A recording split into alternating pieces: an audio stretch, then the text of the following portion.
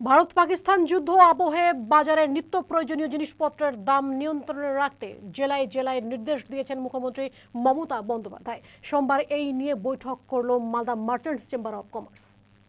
মুখ্যমন্ত্রীর সেই নির্দেশ মেনেই মালদা জেলা প্রশাসনের সহযোগিতায় সোমবার এক বৈঠক করল Malda merchants chamber of commerce. বৈঠক অনুষ্ঠিত হল মালদা শহরের সাঁকোপাড়া বাণিজ্য ভবনে। বৈঠকে কোন কোন বিষয়ে কি আলোচনা হলো তা শুনে নিন মালদা মার্চেন্টস চেম্বার অব কমার্সের সভাপতি অসিত কুমার সাহার মুখ থেকে।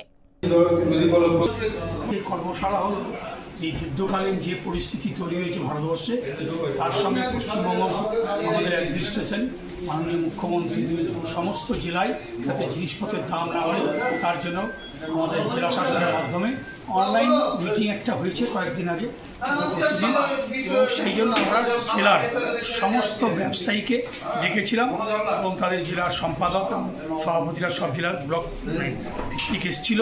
তাদেরকে নিয়ে আজকে মিটিং করা হলো একটি উদ্দেশ্য, যাতে বাজারে জিনিসপত্রের শর্ট করে দাম বৃদ্ধি না করা হয়। এটাই আমাদের আজকে মেন উদ্দেশ্য। সেই বার্তাটা আমরা জেলায় অ্যাডমিনিস্ট্রেশনের নির্দেশ অনুযায়ী ছড়িয়ে দিলাম। মালদা টুডে।